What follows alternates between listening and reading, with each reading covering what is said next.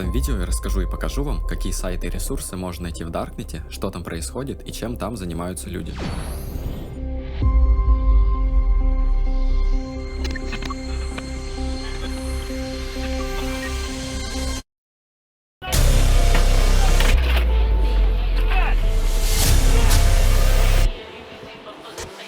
Darknet — это часть интернета, которая не индексируется обычными поисковыми системами, такими как Яндекс, Google и другие. Для доступа к Darknet требуется специальное программное обеспечение и определенные знания. Darknet был создан для обхода цензуры и защиты приватности, но также служит площадкой для незаконной деятельности, включая торговлю запрещенными товарами и услугами, которые мы сегодня разберем. Начнем с самого лайта. Это наркотики. Наркотики в Darknet — это сложный и прибыльный бизнес, где анонимные продавцы предлагают широкий спектр запрещенных веществ, от легких наркотиков до сильнодействующих опиатов и психоделиков. Используя криптовалюту для транзакций и зашифрованные каналы связи для коммуникации, чтобы избежать обнаружения правоохранительными органами.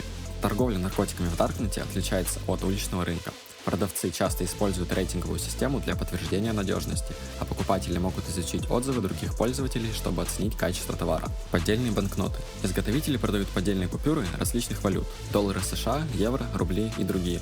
Качество подделок варьируется от очень некачественных до неотличимых. Цена зависит от качества подделки и номинала купюры. Обычно за пачку подделок просят определенный процент от их номинальной стоимости. Доставка происходит разными способами, включая клады, почту и курьеров, что усложняет отслеживание, а купленные деньги могут быть легко распознаны как подделка любым кассиром, не говоря про банкоматы, что приведет к проблемам. Также есть второй вид мошенничества с деньгами – это карты. Карты могут быть украдены в результате атак на базы данных банков, платежных систем или интернет-магазинов. Данные могут быть получены через фишинговые сайты или электронные письма, где пользователи обманом заставляют ввести свои данные. Также существует кража данных с банковских карт с помощью специальных устройств – скиммеров, установленных на банкоматах. Обычно карты покупают для совершения анонимных покупок в интернете, их обналички через банкоматы, либо вывод на криптовалюту. Изготовление паспорта. Есть несколько вариантов развития. Первое.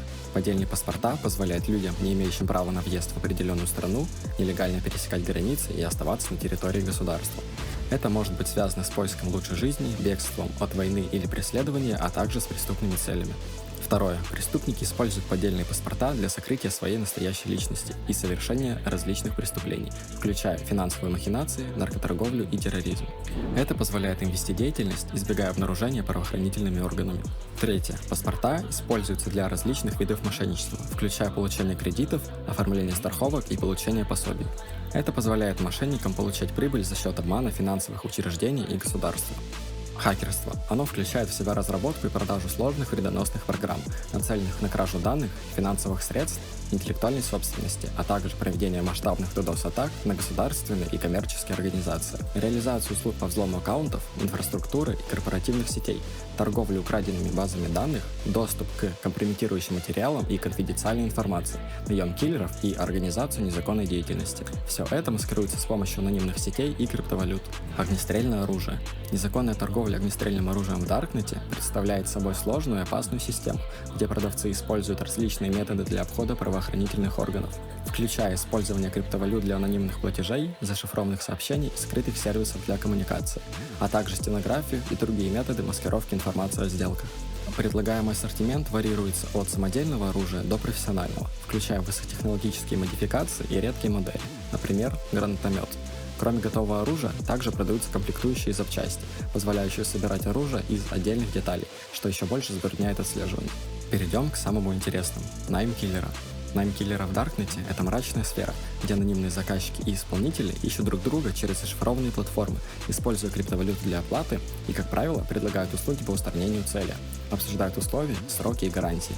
При этом уровень профессионализма исполнителей сильно варьируется, начиная от мошенников до действительно опасных лиц, готовых выполнить заказ, что делает эту деятельность крайне рискованной для всех сторон, поскольку исполнители могут быть задержаны правоохранительными органами, а заказчики могут стать жертвами шантажа или сами привлечены к ответственности за организацию убийства.